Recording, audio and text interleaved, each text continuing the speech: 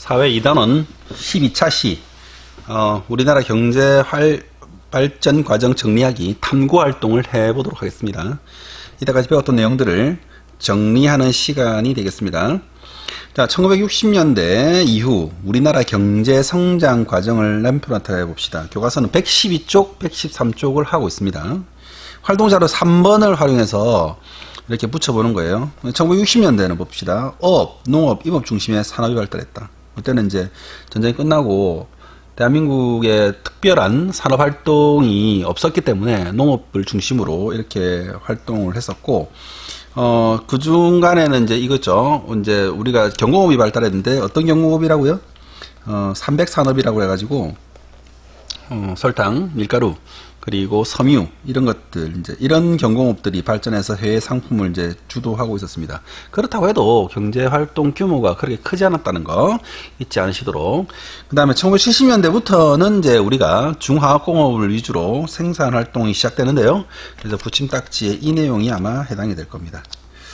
산업에 필요한 다양한 철강 제품을 생산해 여러 곳에 철강 산업이 발달했다가 이거 되겠고, 그 다음에 1980년대에 들어오면서 자동차를 해외에 수출이 시작했고 기계산업이 크게 발전했다. 그리고 정부, 기업, 또 근로자의 노력으로 경공업 중심에서 중화학공업 중심으로 산업구조가 변했다. 이제 저번 시간에도 얘기했는데 이 변하는 과정을 한 개 문장으로만 적어놨지만 실제로는 굉장히 드라마틱하고 정말 경이적인 그런 활동이었다고 볼 수 있습니다. 그리고 1990년대 들어와서는 우리가 이제 1990년대 후반이죠. 정부와 고속정보통신망이 전국에 연결되었고 다양한 정보통신 산업이 발전했습니다. 그리고 2000년에 들어와서 이제 우리가 1990년대 이후에 또 이제 문화 관련 상품, 그리고 고도의 기술이 필요한 여러 가지 신소재, 로봇, 그리고 첨단 기술의 산업이 발달되었음을 또 알 수가 있었습니다. 그래서 탐구 활동을 이것을 마치고 다음 페이지 보면 할 수 있어요를 보도록 하십시다. 우리나라의 국내 총생산과 1인당 국민 총소득의 변화를 알아보기라고 되어 있습니다. 국내 총생산이라고 하는 것은 우리나라에서 이제 모든 산업들과 사람들이 생산해낸 것이 총액이 얼마인가, 총생산한 것이 얼마인가, 연도별로. 그리고 이거는 1인당, 한 사람당 소득은 얼마나 변했는가, 소득, GNI라고 부르는데 소득이 얼마나 변했는가, 생산을 얼마나 했는가를 보는 겁니다. 그럼 첫 번째 그래프가 두 개가 있죠. 그럼 이제 두 개가 있으면 그래프 보면 비슷하게 올라갑니다. 이렇게 비슷하게 올라가는데 하나의 그래프는 국내 총생산에 대한 그래프고 또 하나에 대한 그래프는 1인당 국민 총소득에 대한 그래프입니다. 그러면 이게 왜 중요하냐면 이렇게 국내 총생산, 이게 생산한 부분이 그러니까 한 개의 나라에서 얼마나 많이 생산했는지를 보는 거예요. 그러면 이것만 따지고 보면 나라의 규모가 크고 그 다음에 인구수만 많으면은 그러면 이건 국내 총생산이 훨씬 커지는 겁니다. 그러니까 우리나라보다 인도가 훨씬 클 수 있어요. 그렇지만 중국이 우리나라보다 훨씬 크죠.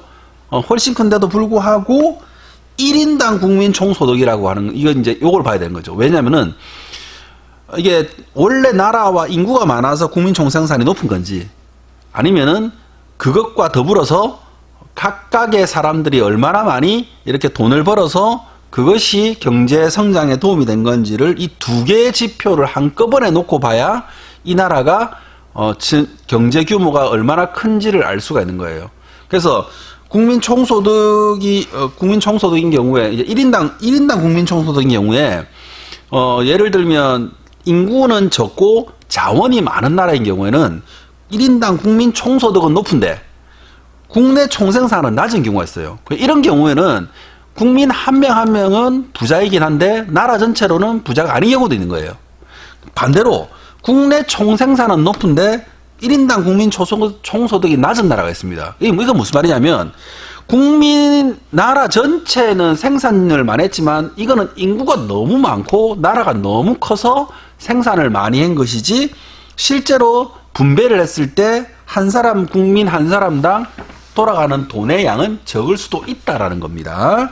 그래서 국내 총생산과 1인당 국민 총소득이 우리나라 같은 경우는 이 대충 보면은 국내 총생산하고 1인당 국민 총소득이 같이 올라가요. 같이 올라간다는 것은 나라도 그만큼 발전했고 개인의 소득도 그만큼 늘었다는 것을 보여줍니다. 그래서 하나씩 하나씩 따져볼게요. 요거는 연도이고, 요거는 이제 조원이고, 금액이고, 요거는 이제 역시 연도이고, 요거는 이제 돈이죠. 위 그래프는 무엇을 나타낸 그래프인가? 이거는 우리나라에서 1년 동안 총 생산한 액이 무엇인지를 그래프로 나타낸 겁니다. 그러면 국내 총 생산이라는 건 일정 기간에 한 나라 안에 생산된 물건과 서비스 양을 돈으로 계산한 것.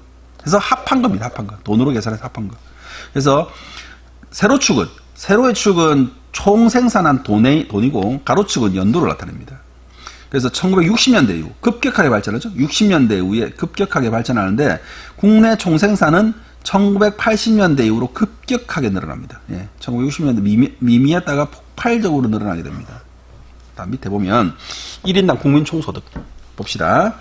1975년 이후에 1인당 국민 총소득은 어떻게 변했는가? 역시 마찬가지로 급격하게 변했습니다. 그러니까 1인당 국민 총소득이라는 것은 지금 2015년에 1인당 국민 총소득 3,750만 원이면, 그러니까 이 수업을 듣고 있는 여러분들도 이거는 엄마 아빠가 돈 벌기 때문에 엄마 아빠만 계산하는 게 아니고 우리나라 인구 전체를 다 나눈 거예요. 국내 총생산에다가 국민 총 인구수를 나누어서 한 명당 이만큼 번다는 겁니다.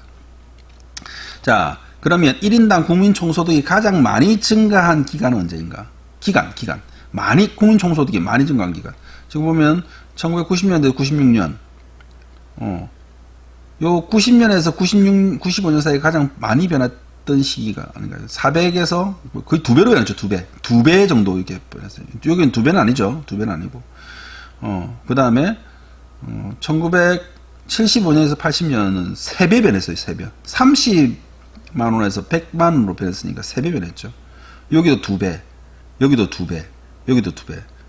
제일 많이, 이 퍼센트로 하면은 제일 많이 변한 건 여기고, 금액으로 치면, 금액은 여기는 70만 원 되네요. 요 구간은 얼마인가요? 3,075만 원에서 2,000원. 계산이 잘 안 되는데, 거의 뭐 500만 원 증가했죠, 500만 원. 네. 근데 여기는 더 많이 증가했죠? 여기는 500만 원 더 넘네요, 금액이. 여기는 뭐, 어림잡아서